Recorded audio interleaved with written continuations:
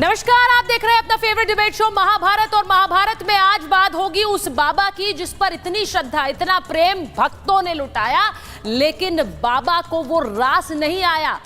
जाने लेने के बाद बाबा फरार है। बाबा कहां है?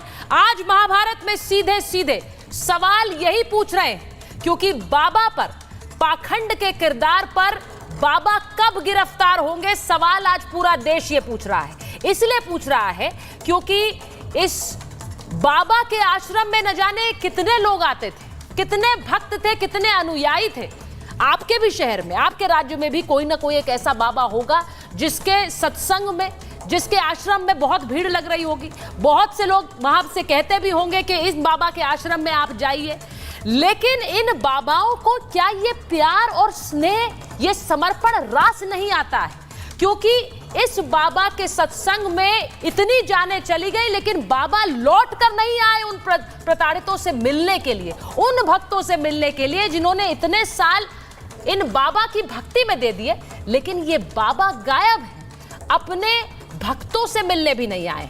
अब इस पर सियासी शोर भी बहुत हो रहा है।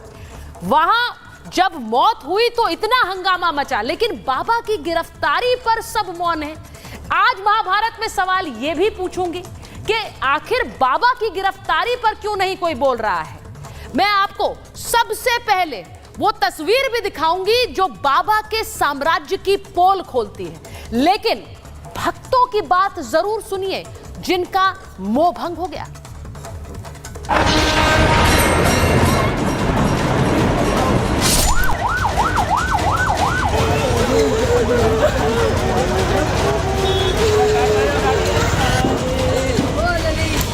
चलते वक्त बाबा ने कि मेरे चरणों की धूल लो। धूल के चक्कर में जनता ऐसी भागी है, तो एक के ऊपर ऐसे बढ़ते चले गए हैं। कम से कम देखने तो आते अपने भक्तों को कि मेरे भक्त कितनी तकलीफ में, कितनी मुसीबत में, वो छिप कर बैठ गए। जितने भी ये ढोंगी बाबा हैं, जब व्यक्ति कोई भगवान नहीं हो सकता और न किसी को ठीक कर सकता है, तो चमत्कार करते तो वे खुद ही ठीक हो जाए। दोषी बाबा है, बाबा की वजह से ही भीड़ हुई है।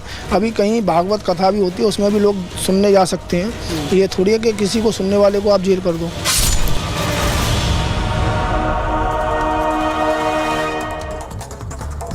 आपने सुना, भक्त कह रहे हैं कि अपने भक्तों से मिलने का समय भी नहीं मिला। ये कैसे बाबा हैं? ये क्यों नहीं आए हैं? इस बाबा ने लोगों को किस तरह से अपने मोह जाल में फंसाकर संपत्ति बना ली, आज उसका खुलासा करने वाले। कहा यह जा रहा है कि बाबा ने तकरीबन 1000 करोड़ की संपत्ति बना ली और बड़े ही शातिराना ढंग से, अपने नाम नहीं बल्कि एक ट्रस्ट बनाकर इस संपत्ति को खड़ा किया।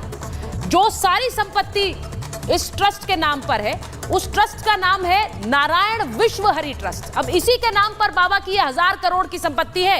अलग अलग शहरों में 24 आलीशान आश्रम है, उनमें से एक आश्रम की तस्वीर आज आपको दिखाऊंगी। 30 लग्जरी गाड़ियों का एक काफिला है, इसमें हर तरह की गाड़ियां हैं, इन्हीं से ये बाबा चल रहा था। 5000 सुरक्षा कर्मियों की एक प्राइवेट आर्मी है, 5000 सुरक्षा कर्मियों की प्राइवेट आर्मी। इनका रहना, खाना पीना, उसका सारा खर्चा बाबा उठाता है। और सुरक्षा के नाम पर जहां इतना खर्चा हो रहा है, वह सुरक्षा के नाम पर एक भी सीसीटीवी नहीं है। तो आप सोचिए, खर्चा इतना 1000 करोड़ का बाबा, लेकिन सीसीटीवी एक भी नहीं। क्यों नहीं है? क्योंकि शायद उस आश्रम में ऐसा कुछ हो रहा था जो कैमरे में कैद नहीं होना चाहिए। और इसीलिए आज वो भी बताऊंगी कि इस बाबा के पुराने पड़ोसी क्या कहते आए हैं। लेकिन सबसे पहले उस एक आश्रम की तस्वीर देख लीजिए। ये आश्रम मैनपुरी का आश्रम है। ये मैनपुरी का आश्रम, जिसकी एक सीसीटीवी तस्वीर हमारे पास आई है। दूर से देखिए, दूर दूर तक खेत खलियान है, उसके बीच ये बड़ा सा आश्रम बना हुआ है। ये बाबा का मैनपुरी का आश्रम है, यहीं पर सत्संग होता था। और बाबा इस पूरी संपत्ति का मालिक है, ये सिर्फ एक है, ऐसे 24 हैं। इसीलिए हम कह रहे हैं कि ये 1000 करोड़ का बाबा, जिसने बड़े शातिराना ढंग से ये पूरी संपत्ति बनाई है, भक्तों के पैसे से, उनके दान से। लेकिन आज भक्तों को मिलने के लिए समय नहीं है इस बाबा के पास। आपको दिखाती हूं इस बाबा के बारे में इसके अपने पड़ोसी क्या कहते हैं। वो इसलिए इंपॉर्टेंट है क्योंकि ये बाबा कैसे एक गार्ड, एक पुलिस गार्ड होते हुए एक बड़ा बाबा बन गया, उसके पीछे की एक कहानी है। एक पड़ोसी बाबा के बारे में कहता है कि 25 साल पहले सत्संग करने लगा था, हमने आज तक कोई चमत्कार नहीं देखा है। हमें पता भी नहीं है ये चमत्कार कब करने लगा, क्योंकि हमने कोई चमत्कार नहीं देखा। अनुयायी दूर दराज से यहां पर आने लग गए, भीड़ जुटने लग गई और ऐसा लगा कि उसे एक काम मिल गया है। एक पड़ोसी कहता है कि हमने कभी चमत्कार नहीं देखा इस बाबा के आश्रम में, और यहां पर जब लोग आए तो हर मंगलवार यहां पर बहुत ज्यादा भीड़ होने लगी। एक और पड़ोसी ने बताया। एक और पड़ोसी बाबा के बारे में क्या कहता है, बाबा की बेटी की मौत पर बड़ा ड्रामा हुआ था। बाबा की अपनी बेटी नहीं थी, लेकिन एक बेटी को गोद लिया, 2 दिन तक जिंदा करने का ड्रामा चलता रहा और बाबा ने देखा कि वहां बहुत भीड़ जुट गई इस नाम पर, तो इसी को एक काम में तब्दील कर दिया गया। पुलिस ने आकर वो ड्रामा बंद कराया था। ये पड़ोसी बताते हैं जो बाबा को तब जानते थे जब वो कुटिया में रहता था। कुटिया से किले तक का सफर कैसे तय किया इस बाबा ने, उसे समझिए। एक और पड़ोसी ने कहा कि 2000 के बाद, यानी साल 2000 के बाद पुराना घर बंद हो गया। वहां उस घर में क्या चलता था किसी को नहीं पता है, और इसीलिए ये सवाल उठते हैं कि आखिर बंद कमरों में जहां सीसीटीवी भी नहीं है उनमें आखिर क्या चल रहा था। आज ये भी सवाल पूछ रही हूं। ये रिपोर्ट देख लीजिए, क्योंकि आज राहुल गांधी भी पीड़ितों से मिलने गए, उस पर बहुत सियासी हमले भी हुए, लेकिन सवाल ये है कि मौत पर तो इतना शोर हुआ, लेकिन बाबा की गिरफ्तारी पर सब चुप क्यों है। ये रिपोर्ट देखिए।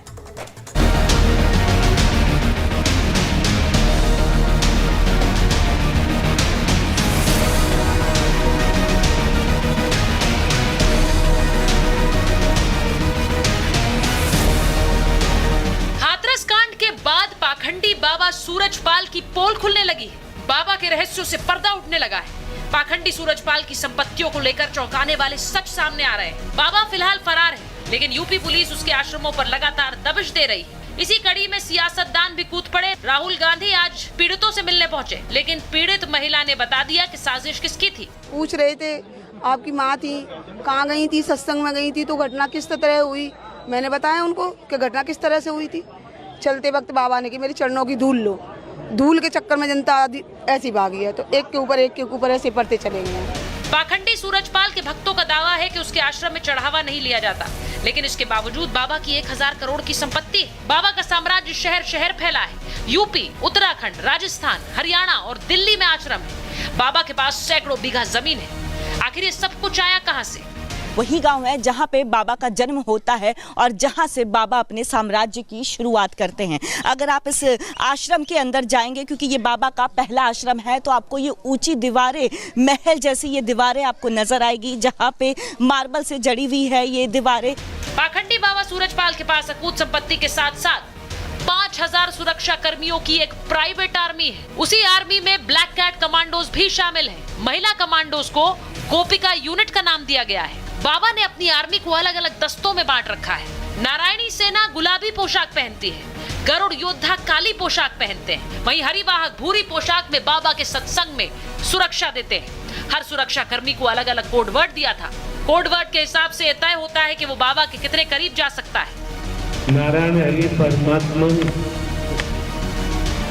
पहचान दी है, ध्यान दिया है, हरे सत्य के साथ में। बाबा के आश्रम में एक खास तरह की चाय भी मशहूर है। दावा किया जाता है कि इस चाय को पीने के बाद भक्तों को सीधे भगवान नजर आने लगते हैं। अब सवाल यह है कि बाबा आश्रम में ऐसी कौन सी चाय पिला रहा था? इस चाय के पीछे क्या रहस्य है? तो जब पीती हैं तो बाबा किस किस रूप में दिखाई देते हैं? आप बोल रही थी कि हनुमान जी। इसी रूप में, हनुमान रूप में ना कहूँ, जैसे दिखाई देते वे लोग कहते हैं कि हमें इस रूप में दिखाई दे, हमें इस रूप में दिखाई दिए। हाँ, जब आता है सबको ना दिखाते हैं। सूरजपाल ने पुलिस की नौकरी छोड़कर पाखंड का ऐसा साम्राज्य खड़ा किया कि 121 जिंदगियां निगल ली। हैरानी की बात यह है कि अपने सत्संग में मानवता का प्रचार करने वाला बाबा हाथरस में अपने भक्तों को तड़प तड़प कर मरते हुए छोड़कर भाग गया। सवाल ये कि इतनी लाशें बिछ गई, लेकिन बाबा जिम्मेदार नहीं। सवाल ये कि क्या अपने पीड़ित भक्तों से मिलने के लिए भी अब बाबा नहीं आएगा? उसे डर है वो पकड़ा जाएगा। Bureau report, Republic Bharat.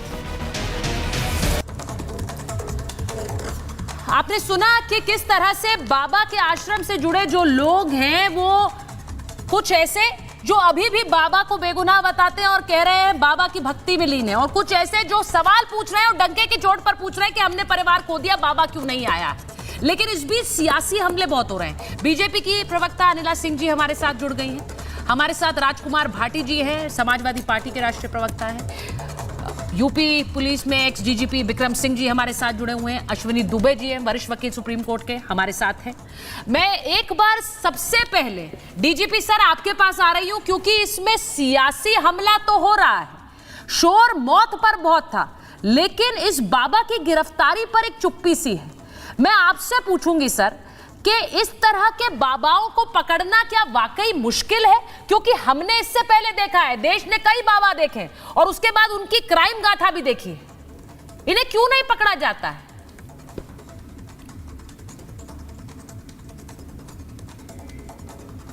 जिनको ढोंगी बाबा है, पुलिस का ये बर्खास्तुदा या बीआरएस वाला कांस्टेबल है, और इसको पकड़ना बिल्कुल ही आसान है। क्यों नहीं पकड़ा जा रहा ये? डीजीपी सर, मैं आपके पास वापस आ रही हूं, मैं आपके पास वापस आऊंगी आपका ऑडियो दुरुस्त करके, लेकिन एक बात बड़ी अजीब है अनिला जी, इस मामले में पुलिस दबिश दे रही है, पुलिस अलग अलग जगह जाकर छापेमारी कर रही है, कई गिरफ्तारियां भी हुई हैं, लेकिन बाबा तक आपका शिकंजा क्यों नहीं कस पा रहा है?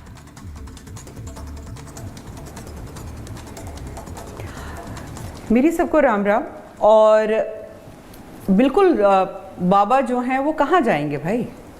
उनको कोई धरती थोड़ी ना निकल जाएगी, आसमां में थोड़ी ना समा जाएंगे, बिल्कुल पकड़े जाएंगे। ये सारा कार्यक्रम जो है उन्हीं के लिए रखा गया था, उनके सेवादारों ने, उनके आयोजकों ने सब जो एक कार्यक्रम का रचना करी थी, पर हेड तो वही थे ना। कहाँ जाएंगे? कानून जो है वो अपना काम करता है, धाराएं जो है वो कानून के हिसाब से होती हैं। अनिला जी, ऐसा लग रहा है आपको पता है बाबा कहाँ है, लेकिन फिर भी नहीं पकड़ रहे, या फिर आपको लग रहा है कहाँ जाएंगे हम, जब मामला बढ़ेगा आगे तो पकड़ लेंगे? कमाल करिए सुचरिता जी, क्या मीडिया के ऊपर जो है सारा मुकदमा लड़ जाएगा और न्याय भी मिल जाएगा?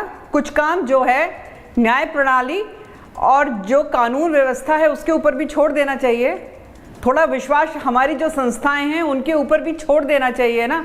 सारा काम तो हम जो है सोशल मीडिया, इलेक्ट्रॉनिक मीडिया और टेलीमीडिया, अनिला जी ये अच्छा है, जब बाबा की पुलिस काम करती है तब आप उसका क्रेडिट लेते हैं। आज जब हम सवाल पूछ रहे हैं तो आप बोल रही है मीडिया ही पूछ लेगा क्या सब कुछ, हम मीडिया को क्यों बताएंगे?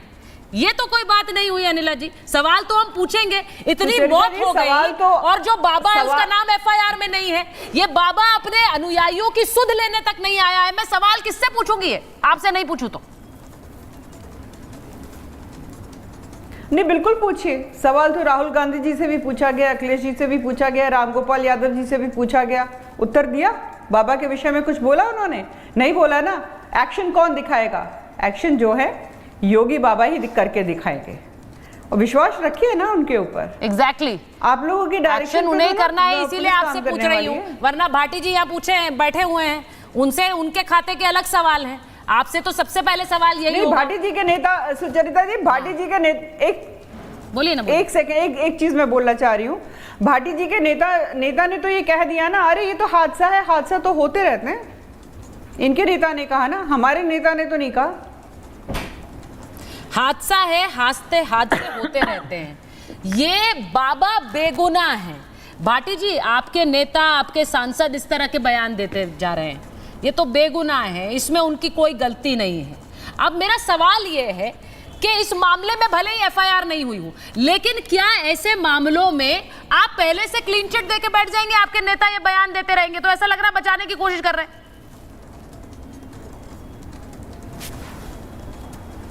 नहीं, प्रोफेसर रामगोपाल जी ने जो बोला है, उन्होंने केवल इतना बोला कि ये कोई साजिश इसमें दिखाई नहीं देती, ये हादसा है। अगला वाक्य अनिला जी ने अपनी तरफ से जोड़ दिया कि ऐसे हादसे तो होते रहते हैं। ऐसा तो उन्होंने नहीं कहा कि ऐसे हादसे तो होते रहते हैं, उन्होंने कहा ये हादसा है। हादसा तो सबको दिखाई दे रहा है। अगर कहीं कोई षड्यंत्र साजिश है तो उत्तर प्रदेश सरकार की जिम्मेदारी बनती है उसे उजागर करे कि क्या षड्यंत्र है इसमें।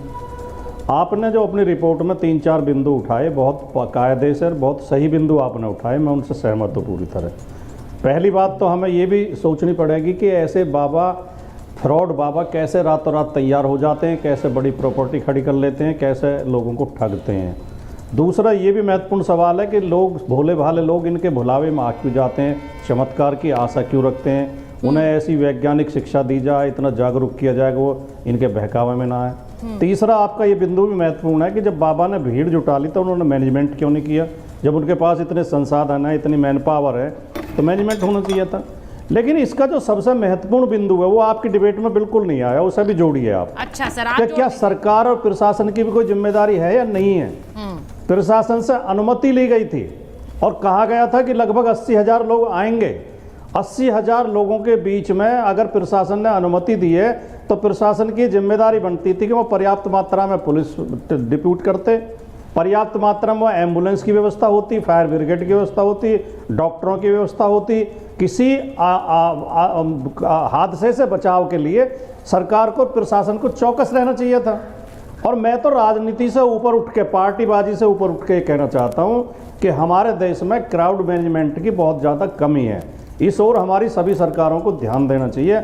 हम भीड़ जगह जगह इकट्ठी होती, केवल बाबा जी, आपने मेरा सवाल शायद अनिला जी से सुना नहीं, सामाजिक कार्यक्रमों, क्योंकि कई बार ऐसा होता है कि राजनेता अपनी अपनी भी स्क्रिप्ट चलाते हैं। आप कह रहे हैं कि आपने सुरक्षा को लेकर कोई सवाल नहीं किया। अनिला जी से मैं क्या सवाल कर रही थी भाई? अनिला जी से यही सवाल कर रही थी ना, यही सवाल भी पूछ रही थी कि इतना बड़ा हादसा हो गया, बाबा तक अभी तक आप पहुंचे क्यों नहीं है? मेरा सवाल ये, आप तो बैठकर कह रहे हैं कि ढोंगी बाबाओं के पीछे लोग जाते हैं, लेकिन आपके नेता क्लीन चिट देने में लगे हैं, तो उनसे भी सवाल राजकुमार भाटी पूछेंगे? किसी ने क्लीन चिट नहीं दी है, ना किसी को क्लीन चिट देने का अधिकार, किसी ने क्लीन चिट नहीं दी है। आप दिखा दो, बयान सुनवा दो, किसने क्लीन चिट दी है। दूसरी बात, मैंने ये नहीं कहा जो आप कह रही हैं, आप दूसरा सवाल पूछ रही हैं कि बाबा गिरफ्तार क्यों नहीं हुआ। तो आप ही के सांसद हैं। मैं कह रहा हूं कि हादसा हुआ, उसमें आपने कहा क्लीन चिट नहीं दी है, पहले उस बात को कंप्लीट कर लेते हैं। सरकार की भी तो जिम्मेदारी। रामजी लाल सुमन किसके सांसद हैं? उन्होंने कहा बाबा तो बेगुनाह है, उन्हें फंसाया जा रहा है, तो ये क्लीन चिट देना होता है कि नहीं होता है? समाजवादी पार्टी के नेता राजकुमार भाटी मुझे बता दें। किसने कहा? किसने? रामगोपाल यादव क्या कह रहे हैं? रामगोपाल यादव ये नहीं कह रहे हैं कि ये तो एक कोई साजिश लगती है, ये कोई साजिश लगती है, ये एक हादसा है। एक बार डीजीपी विक्रम सिंह जी का भी ले लीजिए स्क्रीन पे। हाँ बोलिए बोलिए। मेरी बात सुन, ये बहुत दुखद घटना, 27 के करीब लोग तो सरकारी आंकड़े के अनुसार जिनकी मौत हुई है, गैर सरकारी और ज़्यादा बता रहे हैं। उस पर योगी आदित्यनाथ जी, उत्तर प्रदेश के मुख्यमंत्री योगी आदित्यनाथ जी ने सवाल बयान दिया था कि इसके पीछे कोई साजिश है। तो पत्रकारों ने रामगोपाल जी से उसके रिएक्शन में पूछा कि क्या इसके पीछे साजिश है, तो उन्होंने कहा कि इसमें साजिश तो कोई दिखाई नहीं दे रही, ये हादसा है। तो ये योगी जी क्यों कह रहे हैं बिना जांच पड़ताल के कि इसमें कोई साजिश है? और इसमें क्या साजिश हो सकती है?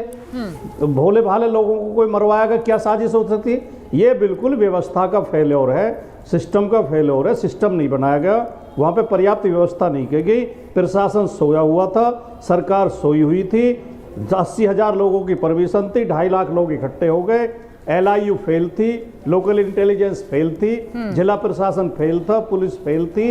इस सच को हम जब तक स्वीकार नहीं करेंगे, अभी विक्रम सिंह जी, नहीं ठीक है, आपकी बात मैंने मान ली। मैं एक बार डीजीपी विक्रम सिंह जी के पास जाऊंगी। पवन सिन्हा जी भी हमारे साथ जुड़ गए हैं। मैं कह रहा हूँ वो गलत कह रहा हूँ।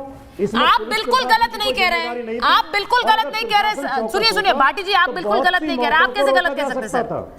मैं एक चीज आपसे कहूंगी, आप ये तो बता रहे हैं फेलियर है, मेरा सवाल तो आपसे होगा ना। अनिला जी का हिस्से का सवाल उनसे होगा, इसीलिए मैं आपसे पूछ रही हूँ कि अपने नेताओं को थोड़ी सलाह दीजिए कि इस तरह के बयान देना बंद करें कि वो बाबा तो बेगुनाह है। इस समय उनकी सारी जो संवेदनाएं हैं ना, वो परिवारों के साथ होनी चाहिए, ना कि बाबा के साथ। दिक्कत ये है कि आपके नेता संवेदना बाबा के साथ दिखा रहे हैं, उन प्रताड़ितों के साथ, उन पीड़ितों के साथ नहीं है जिनके लोगों की जान चली गई है। मैं एक बार डीजीपी सर आपके पास आ रही हूं, उम्मीद कर रही हूं आपको ऑडियो अब ठीक होगा। डीजीपी सर, मैं आपसे ये पूछ रही हूं, इस तरह के बाबा हमने हिंदुस्तान में न जाने कितने देखे हैं। मैंने शुरुआत में ही कहा कि हर व्यक्ति जानता है उसके राज्य में या उसके मोहल्ले में कोई ऐसा आश्रम होगा जहां पर इस तरह के बाबा कोई समोसा खिला रहा होगा, कोई चटनी खिला रहा होगा, और कोई ये कह रहा होगा कि यहां पर आओ, ये चाय पीने से चमत्कार हो जाएगा। इनको पकड़ा क्यों नहीं जाता है? ये खुद भगवान बन जाते हैं। चर्चा जी, बड़ा मौलिक सवाल है आपका, बड़ा मौलिक सवाल है। आपको अगर श्रृंखला तरह आसाराम राम रहीम, नित्यानंद, इच्छाधारी बाबा और मैं गिनाता चला जाऊंगा, राधे माँ आदि। अब वर्तमान केस में आप ये देखें, ये ढोंगी बाबा पुराना यूपी पुलिस का कांस्टेबल है, यौन अपराध के ऊपर इसके आरोप है, जमीन कब्जाने के आरोप है और एक बच्ची को जिंदा करने का इसके ऊपर आरोप है और drugs and magic remedies act 1954 के ऊपर मुकदमे चले। इस शातिर दिमाग के आदमी को बाबा कहने, लेकिन मुझे स्तब्ध में इस बात कहूं कि इसके ऊपर कार्रवाई क्यों नहीं हो रही। अब सेवादार सुचरिता जी आपके थे या मेरे थे? जिसके सेवादार थे, ये तो वही बात है कि बारात में आपने बारात के चौकीदारों को तो पकड़ लिया, दूल्हे को पकड़ा ही नहीं। दूल्हे की आप चर्चा भी नहीं कर रहे हैं, आपकी क्या मजबूरी है? और ये बिल्कुल सही है कि एक होता है प्राइमा फसाई, और प्राइमा फसाई यानी प्रथम दृष्टया डीएम एसएसपी की जिम्मेदारी है, और 125 लोग जहां मरे हैं, डीएम एसएसपी के ऊपर कार्रवाई ना हो। मैं जानना चाहूंगा क्या मजबूरी है, क्यों नहीं उन पर कार्रवाई हो रही है? सबसे पहली जिम्मेदारी वहीं से शुरू होती है। आपने लापरवाही की पराकाष्ठा, ये तो वही बात हुई, अर्ध कुंभ आपने ठीक कराया, कुंभ आपने कराया, पार्लियामेंट असेंबली के इलेक्शंस आपने कराए, कांवड़ मेले आपने कराए, मुहर्रम आपने निकाला, लेकिन यहां पर एमएससी फर्स्ट डिवीजन पास और दर्जा 2 में फेल हो गए। मैं एक सवाल अश्विनी दुबे जी से पूछूंगी, क्योंकि आज हम बहुत से पहलुओं पर चर्चा कर रहे हैं। सियासी चर्चा मेरे लिए नहीं है, मेरे लिए चर्चा इस बात से जुड़ी हुई है, और आप सब लोग जो जुड़े हुए हैं वो मैं उम्मीद कर रही हूं कि चाहते हैं कि आम लोग इस तरह के बाबाओं के पाखंड से बच पाए, और इसीलिए उसमें रोल एक एक्स डीजीपी का भी है, उसमें रोल एक बड़े वकील का भी है। पवन सिन्हा जी तो हम देखते आए हैं कि किस तरह से लोगों का एक मार्गदर्शन करते हैं, तो पवन सिन्हा जी आपका भी एक बहुत बड़ा रोल है, और इसीलिए मैं पहले एक बार अश्विनी जी से पूछूंगी। अश्विनी जी से जरा बताइए, बार बार ये कहा जा रहा है कि बाबा के नाम पर तो एफआईआर नहीं है, एफआईआर नहीं है तो उन्हें कैसे अरेस्ट किया जाए, उन्हें कैसे पकड़ा जाए? अरे इस तरह का जो गोरख धंधा हो रहा है, उसके सेंटर में, उसके केंद्र में जो व्यक्ति है, क्या वो गुनहगार नहीं है? कि मौत का प्रवचन सुनने के लिए, किसके मौत का प्रवचन सुने? मौत का प्रवचन देने वाले उस बाबा का प्रवचन सुनने के लिए लाखों की भीड़ आई। आयोजक मंडल की भी जिम्मेदारी होती है, बाबा की भी जिम्मेदारी होती है कि ये इन्फॉर्म करे एडमिनिस्ट्रेशन को। जब 80,000 की परमिशन दी गई तो 2.5 लाख लोगों का वहां पहुंचना प्रथम दृष्टया साबित करता है आयोजक मंडल की तरफ से और मौत का प्रवचन दे रहे उस बाबा की तरफ से, जो डिसीटफुल लोगों को, भोले भाले लोगों को बहका कर, फुसला कर, गलत दावा दिखाकर, गलत क्लेम करके एक भीड़ में आने के लिए। ये ऐसा नहीं कह सकते आप फर्स्ट हैंड रिस्पॉन्सिबिलिटी की कोई चमत्कारी भगवान वहां उत्पन्न हो गए, ईश्वर। एक डिसीटफुल क्लेम करने वाला नवरंगी कपड़ों में बैठा व्यक्ति जो ये कहता है कि मेरे पास असीम शक्तियां हैं, जो सीसीटीवी फुटेज नहीं लगाता, जबकि मैंडेटरी होता है ऐसी चीजों को Exactly. और पुलिस प्रशासन की व्यवस्था सुचारिता जी बाहर की है। घटना के लिए जिम्मेदारी इसलिए बाबा की, क्योंकि अंदर की व्यवस्था उस बाबा की ही थी, बाबा की ओर से की जानी थी। बाहर की कानून व्यवस्था रखने की जिम्मेदारी एक फर्स्ट हैंड कह सकते हैं पुलिस प्रशासन की। उसके अलावा सिर्फ आयोजक मंडल नहीं, किसको देखने के लिए आए। और सबसे बड़ी चीज जो रेस्क्यू की बात की, उसी समय अपने 5,000 की फौज के साथ इस पाखंडी का वहां से निकलना, यह साबित करता है कि वो लीस्ट बॉदर्ड है उन लोगों के लिए जिनको वो भोले वाले लोगों को अपनी तरफ जो है आकर्षित कर रहे हैं अपने लोक लुभावने झूठी बातों से। ये सिर्फ पॉलिटिकल गिमिक है। ये एक ऐसी घटना है, दर्दनाक घटना है, हादसा नहीं है, सैकड़ों की मृत्यु हुई है। इतने संवेदनशील मुद्दे पर राजनीति अमानवीय और नेताओं की असंवेदनशीलता को दिखाती है।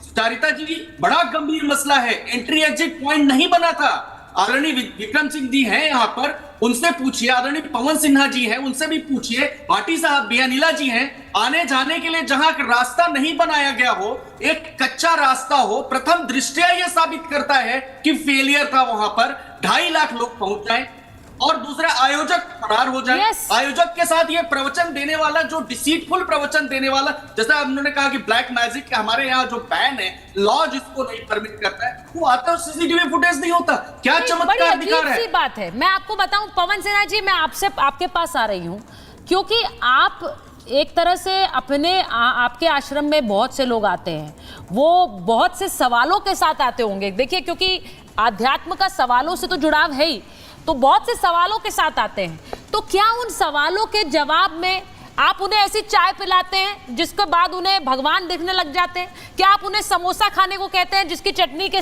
खाने के बाद सारे उनके दुख दर्द दूर हो जाते हैं? ये पाखंड है।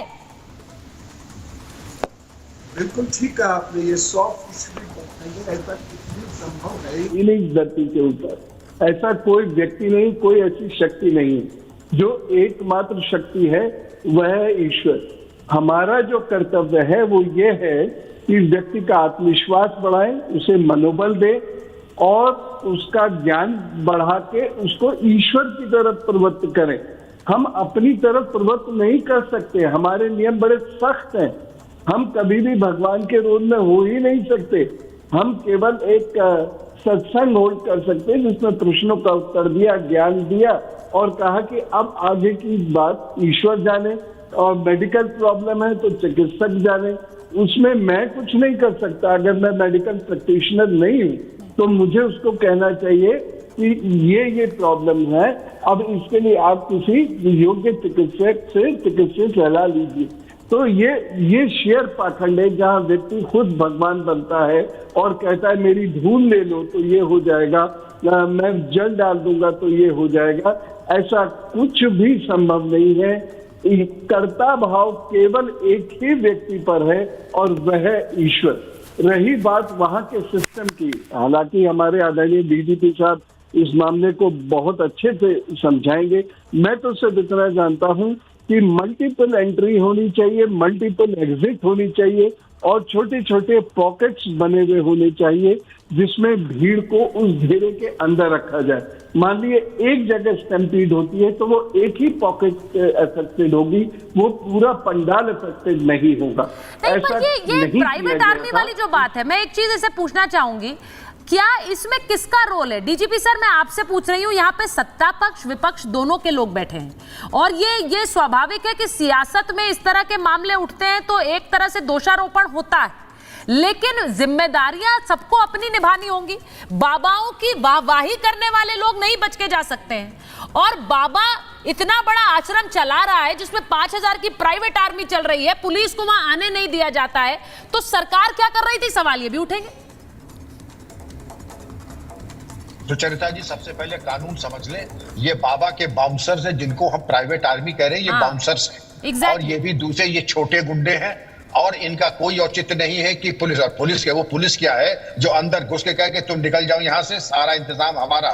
गुरुजी ने बहुत अच्छी बात कही, पवन गुरुजी ने, कि आपको चाहिए exit plan, entry plan, emergency contingency plan. हर जिले में एक होती है कार्य योजना, जो होता है डिस्ट्रिक्ट इमरजेंसी कंटिजेंसी प्लान, उसका पूर्वाभ्यास होता है हर महीने और यह सुनिश्चित किया जाता है कि इन हालात में duties, watch towers, control room और आपकी एसओजी और रिजर्व्स कहाँ रहेंगे, मेडिकल इमरजेंसी क्या रहेगी, ग्रीन कॉरिडोर कहाँ रहेगा, कि इस तरीके की इमरजेंसी आने पे आप तत्काल लोगों को किस चिकित्सालय में ले जाएंगे, क्या व्यवस्था हो जाएगी। यहाँ तक कि एयर लिफ्ट, एयर एम्बुलेंस का भी व्यवस्था होती है।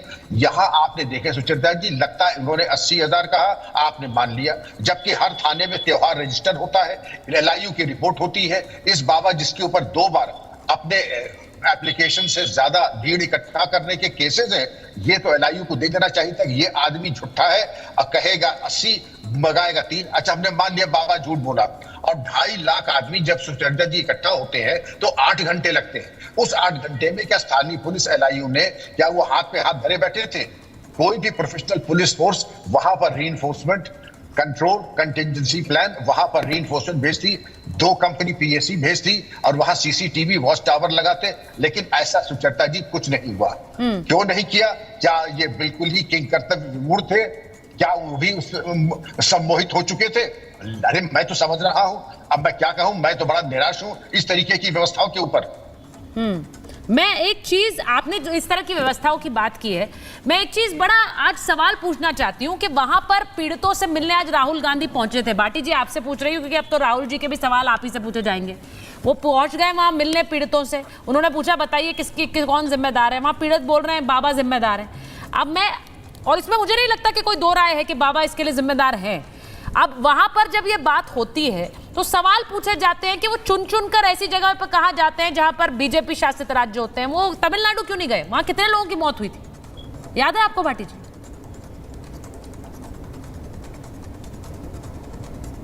नहीं, बिल्कुल ये सवाल नेताओं से पूछा जाना चाहिए, चाहे सत्ता पक्ष के नेता हों, चाहे विपक्ष के हों, चाहे हमारे पक्ष के हों या हमारे विरोधी हों, कि हादसों पे सभी पे बराबर चिंता होनी चाहिए और सब जगह जाना चाहिए, सबसे मिलना चाहिए।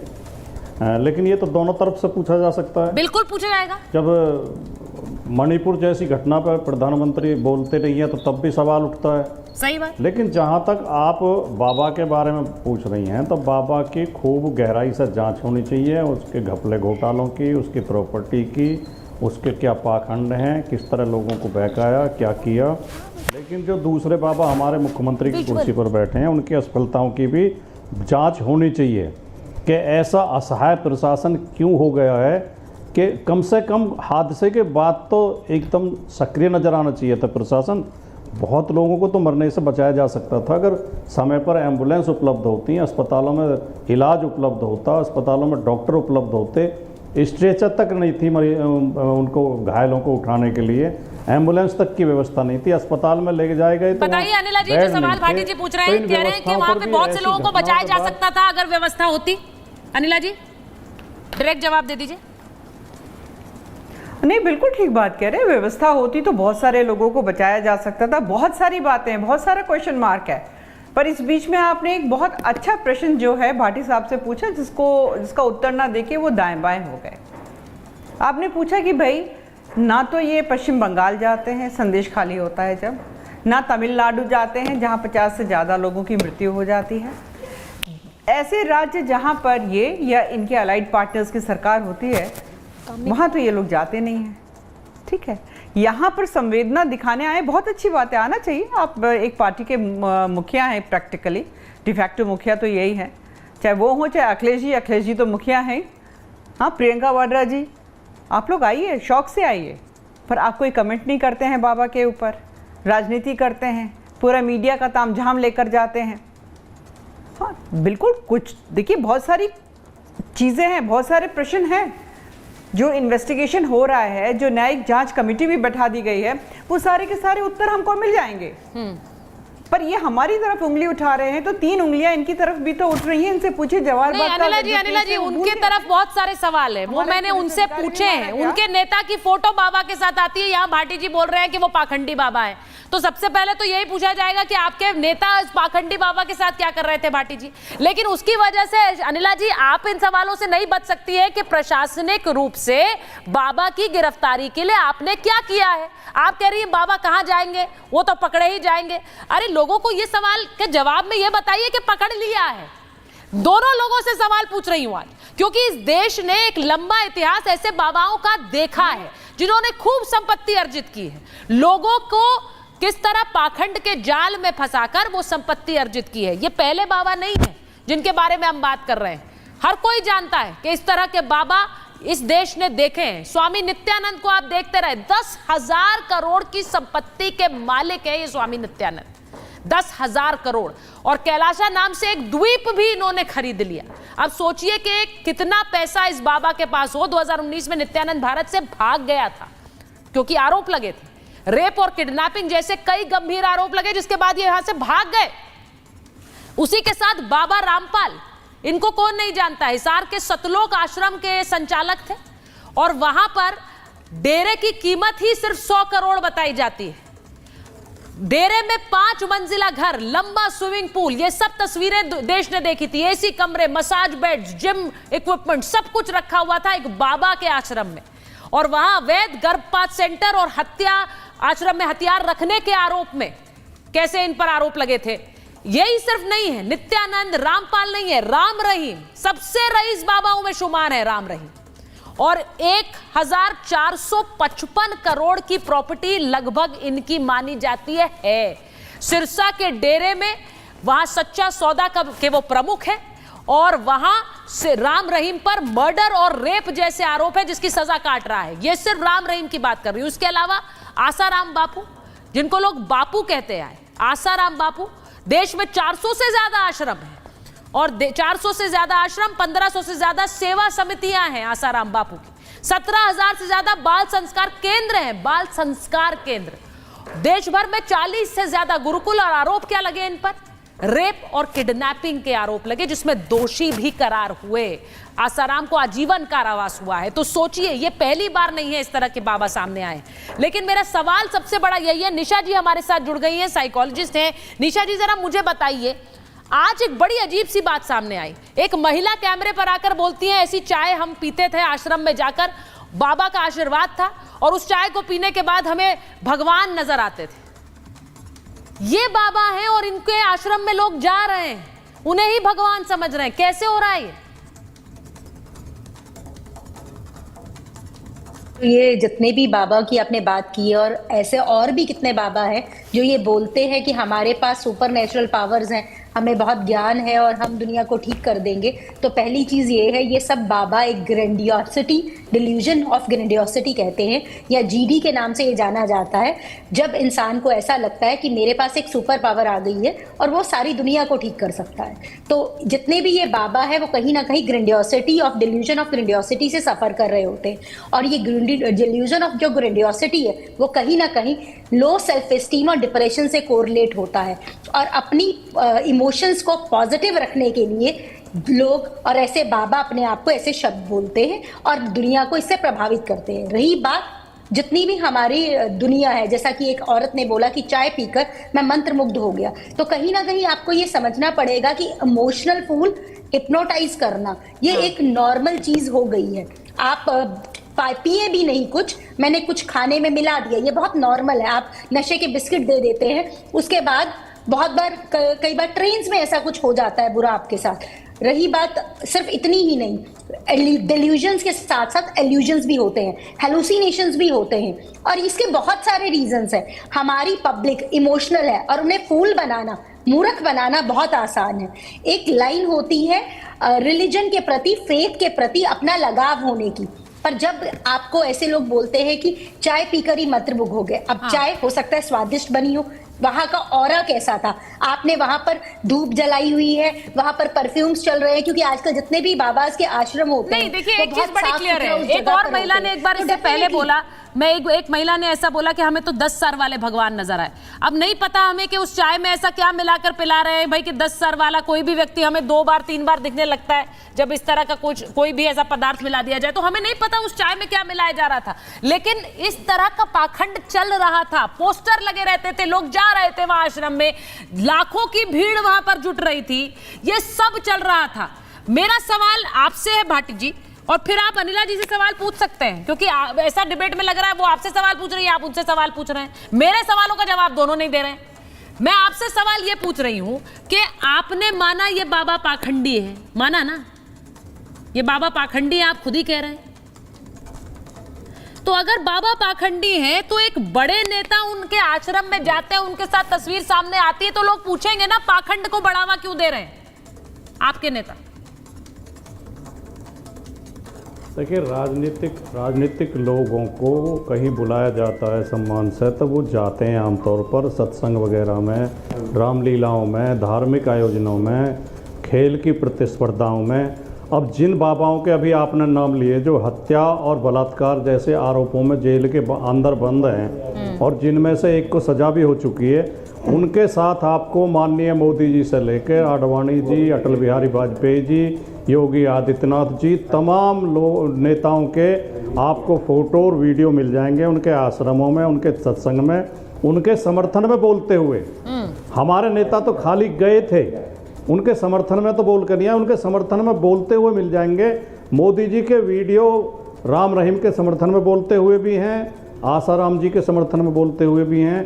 कई ने अद्भुत शक्तियाँ प्राप्त हैं, अलौकिक शक्तियाँ प्राप्त हैं। मैंने तो शुरू में एक बात कही थी कि राजनीति से ऊपर उठ के, पार्टीबाजी से ऊपर उठ के हमें समस्या का हल खोजना चाहिए।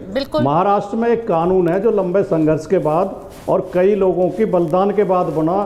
नरेंद्र दाभोलकर और कलबुर्गी जैसे लोगों ने कुर्बानी दी, तब जाके वो कानून में अंधविश्वास और चमत्कार दिखाने का कोई दावा करे तो उसके खिलाफ कानून है, उसे गिरफ्तार किया जाएगा, उसे कोर्ट के सामने पेश किया जाएगा, उसे सजा हो जाएगी।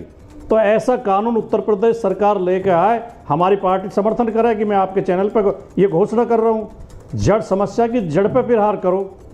स्कूली शिक्षा में, विश्वविद्यालयों में वैज्ञानिक शिक्षा दी जानी चाहिए, प्रगतिशील शिक्षा दी जानी चाहिए। अंधविश्वास के खिलाफ कक्षाओं में पढ़ाया जाना चाहिए, अंधविश्वासियों को उजागर बेनकाब करना चाहिए, बेपर्दा करना चाहिए। हम एक घटना हो गई, हादसा हो गया, 1-2 दिन चर्चा करेंगे और फिर सब अंधविश्वास को परोसने में लग जाएंगे, ये तस्वीरें अंधविश्वास को बढ़ाने में लग जाएंगे।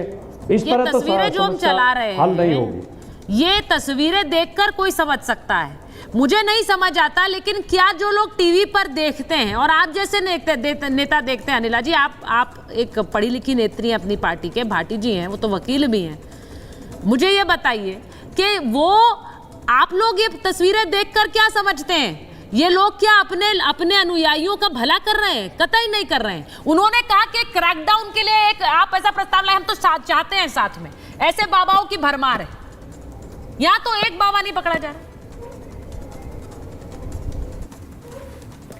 मैं 2 बात यहाँ पर कहना चाहूँगी। मुझे अच्छा लगा भाटी साहब ने कहा कि राजनीति से ऊपर उठकर हमें इस तरफ कदम उठाना पड़ेगा कि एक जागरूकता हो और लोगों को समझ में आए कि किस प्रकार के बाबाओं को आपको फॉलो करना है।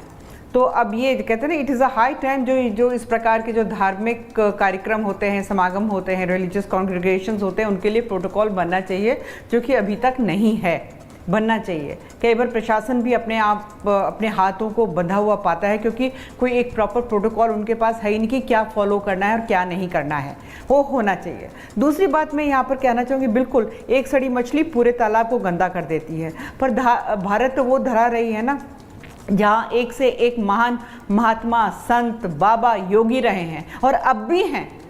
तो हम अंडर वन अम्ब्रेला नहीं कह सकते कि बाबा ऐसे होते हैं। हाँ, मुट्ठी भर बाबा ऐसे होते हैं, परंतु ऐसा नहीं है कि सब बाबा, सब महात्मा, सब संत ऐसे ही होते हैं, सभी आश्रमों में ऐसा होता है। ऐसा नहीं है। सनातन इतना खराब नहीं है, सनातन इतना बुरा नहीं है। हर धर्म में इस प्रकार के लोग जो रिलीजियस गुरु होते हैं, हर धर्म में आपको कुछ ऐसे रिलीजियस गुरु मिल जाएंगे जो अपने चेहरे के पीछे अपना धंधा चलाते हैं, पर इसका मतलब नहीं कि वो पूरा धर्म से जुड़े हुए जो नहीं, हम धर्म की बातें नहीं कर रहे हैं अभी। मैं केवल इतना कहना चाहती हूँ, बहुत दुखदाई, अभी हम धर्म की बात ही नहीं कर रहे हैं। हर धर्म में ऐसे लोग मिलते हैं जो लोगों का सिर्फ इस्तेमाल कर रहे हैं। अभी मैंने जो तस्वीर दिखाई अनिला जी, 10,000 करोड़ की प्रॉपर्टी, 1,000 करोड़ की प्रॉपर्टी। अरे भाई, ये पैसा इनका अपना थोड़ा ही है। जो लोग जाते हैं उन्हें लगता है कि हम 10 रुपए देंगे तो हमारे जो सारे दुख हैं वो हर लिए जाएंगे। बाबा के पास वो अपनी 10 रुपए की कमाई, जो उनके लिए शायद मायने रखती होगी, वो चरण में चढ़ा के आ जाते हैं। लेकिन वो बाबा क्या कर रहे हैं? इतनी 1,000 करोड़ की प्रॉपर्टीज कैसे बन जाती है भाई? ये ढोंगी बाबा है ना? नहीं, ढोंगी बाबा है, लेकिन पर ये मुट्ठी भर लोग हैं। ये ऐसे ही नहीं फल फूल जाते हैं। डीजीपी सर, मेरा सवाल ये है, ये बाबा ऐसे ही थोड़ी फल फूल जाते हैं। लग रहा है कि पूरा कोई व्यक्ति 5,000 की प्राइवेट आर्मी लेकर चल रहा है तो वो ऐसे ही फल फूल गया, इतना बड़ा बन गया। इतना बड़ा आश्रम मैनपुरी में चला रहे हैं, ऐसे 24 आश्रम है उनके। यहाँ पे कोई छप्पर डाल लेता है तो पुलिस डंडा मारने आ जाती है कि कैसे डाल लिया भाई। होता है ये संगठित अपराधियों का जैसे गिरोह चलता है, एक बॉस होता है और उसमें हायरार्की होती है, और भ्रष्टाचार और ये अपना साथ चलाते हैं। और संगठित अपराधियों के जो गुण होते हैं वही ऐसे बाबा लोगों के भी होते हैं। लेकिन जो कानून की बात भाटी जी ने कही, हमारे पास पर्याप्त कानून है। रासुका, आप पब्लिक ऑर्डर में बाबा जी को साल भर के लिए भेज दीजिए। Drugs and magic remedies act 1954 उसमें भेज दीजिए। अरे आपके तर्कस में इतने तीर के पहले तो तय कर लीजिए आपको कार्रवाई करनी है नहीं करनी है। अगर करनी है तो पहले शुरू तो कर दीजिए, आज कर दीजिए। लेकिन अब कानून जब आएगा तो बड़ा स्वागत की बात है, जरूर आए, लेकिन वो कानून है उसकी भी हम वही दुर्गत करें जो हम रासुका का कर रहे हैं, आज drugs and magic remedies act कर रहे हैं। और ये मान के चलिए जो चाय वाय होती है, अपने अनुभव से बता रहा हूं, इसमें गांजा, भांग, अफीम दिखा करके ये लोगों को पिलाते हैं, जिसमें नारायण के दर्शन होते हैं। और इस दवा का असर वही उतरता है जब थाने जाते हैं, और थाने की सेवा जब मिलती है, थाने की सेवा की ऐसा किस्म होती है कि अच्छे को जो है इलाज हो जाता है थाने में।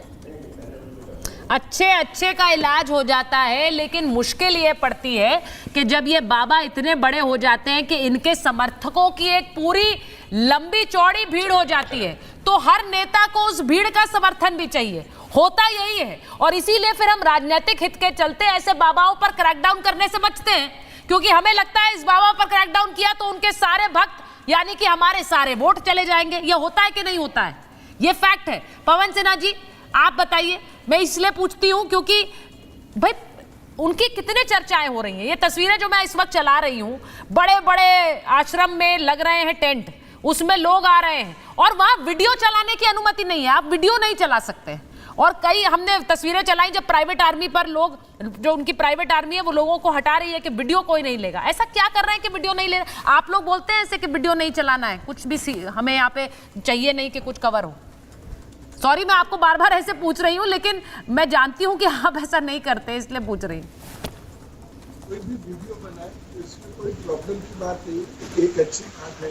किसी ने अगर वीडियो बनाया है तो वो अच्छी बात तक फैलेगी, तो इसमें तो कहीं कोई परेशानी की बात ही नहीं। वीडियो बनाने की मना करने की कोई आवश्यकता नहीं है, पहली बात। दूसरी बात, ये लोग डिलीजेंट पर्सन्स नहीं है, ये जीडी के शिकार नहीं है। ये जैसा कि डीजीपी साहब ने कहा कि ये संगठित अपराधी है और उसी हिसाब से इनकी मार्केटिंग होती है। तो कोई भी व्यक्ति यदि ये मार्केटिंग कर रहा है कि मैं ये कर दूंगा, मैं वो कर दूंगा, मेरे पास आ जाओ, ऐसा हो जाएगा, वैसा हो जाएगा, तो ये मान लीजिए कि लोगों को फिर उसके पास नहीं जाना है। लोगों को केवल वहां जाना है जहां पर उनका आत्मविश्वास, मनोबल बढ़ाया जाता है। एक और चीज मैं यहाँ कहना चाहता हूँ कि नित्यानंद वाले केस में ये चीज उभर के आई थी कि ऐसे में ड्रग्स का एक छोटा हल्का डोज दिया जाता, जो ड्रग्स लेने के बाद व्यक्ति को जो भी आप बोलेंगे वो दिखाई देने लगेगा। जो इम्प्रेशन आप देंगे, किसी को कृष्ण जी दिखाई देने लगेंगे एक व्यक्ति में, तो किसी को 10 सर दिखाई देने लगेंगे, आदि आदि। तो इस एंगल की खोज करना भी बहुत आवश्यक है कि यहाँ कोई कहीं कोई ड्रग का कंड्यूट तो नहीं खुला हुआ है। ये सारी चीज बिल्कुल। आपका ऑडियो थोड़ा सा बीच में गायब हो रहा है पवन सिन्हा जी। मैं ये एक बात इसलिए बोलना चाह रही हूं क्योंकि जो लोग जिनके अपने खोए हैं वो आज बाबा के खिलाफ खुलकर बोल रहे हैं, लेकिन जो लोग अभी भी उस अंधभक्ति की पट्टी पहने हुए हैं उन्हें जागना चाहिए। कम से कम उन लोगों को सुनकर जो कि अब ये कह रहे हैं कि हमारे अपने चले गए, बाबा क्यों नहीं आए मिलने, बाबा हमारी सुध लेने नहीं आए। और अगर बाबा चमत्कारी बाबा थे तो वो ये रोक सकते थे, उन्होंने नहीं रोका, यानी कि बाबा कुछ नहीं कर सकते। लेकिन इन मौत के बाद वो जाग रहे हैं, अभी भी बहुत हैं। आप कितने ऐसे बाबाओं को जानते हैं भाटी जी? मुझे लगता है बहुत से ऐसे बाबाओं के बारे में हमने भी सुना है, आपने भी सुना होगा, जो इस तरह से चल रहे हैं, इस तरह से फल फूल रहे हैं। उनके आश्रम में पहले 100 आते हैं, फिर 200 आते हैं, फिर वो 1 लाख और 10 लाख हो जाते हैं। देखिए, बाबाओं में हमें एक भेद रखना चाहिए। अभी अनिला जी कह रही थी, मैं उनकी बात से सहमत हूँ कि देश में एक से एक महान संत, महात्मा, बाबा और योगी हुए हैं, लेकिन जो व्यक्ति, चाहे वो कोई भी हो, कितना ही बड़ा हो, जो व्यक्ति चमत्कार का दावा करता है, किसी मंत्र से या किसी भभूत से बीमारी ठीक करने का वादा करता है, दावा करता है, किसी को नौकरी दिलवाने का या किसी को वो जो प्रेम वशीकरण होता है ना, इस तरह के दावे करते हैं, वो फ्रॉड हैं। संत में और फ्रॉड में हमें फर्क करना सीखना चाहिए। मैं आज मैं ये सीधे पूछ रही हूँ भाटी जी, आपसे भी और अनिला जी से भी, आप दोनों क्योंकि बड़ी पार्टियों के प्रवक्ता हैं, नेता हैं, ये बाबा फ्रॉड है, ये आपने बोला। मैं अनिला जी यही चाहूंगी कि आप दोनों बोलें, क्योंकि आज ये जरूरत है दिखाने की कि सियासत ने आपको नहीं रोका हुआ है, वरना बहुत से सवाल पार्टियों पर उठ रहे हैं। अनिला जी। बिल्कुल बिल्कुल, मैं तो कहती हूँ कि बिल्कुल फ्रॉड है, इसमें कोई दो राय ही नहीं है। और यहाँ पे आपके पैनल पर बैठे हुए भी कोई भी ऐसा व्यक्ति नहीं होगा जो ये नहीं कहेगा कि ये फ्रॉड नहीं है, और बेहद इररिस्पॉन्सिबल है। इतने लोगों की जान चली गई, हाँ, उनके बीच में इनको होना चाहिए था, ये मैदान छोड़कर भागे हैं। ये धरती, ये धरा, हमारा सनातन इस प्रकार के बाबाओं के खिलाफ है। लोग समझ नहीं पा रहे हैं। आपने बिल्कुल ठीक बात कही है, हजारों करोड़ की संपत्ति आप बना लेते हैं किस लिए? आप ही के चैनल पर स्वामी दीपांकर आते हैं, कभी आप उनके आश्रम में जाइए, शमशान पे छोटा सा आश्रम, 1 कमरे का, क्या वो हजारों करोड़ की संपत्ति नहीं बना सकते हैं?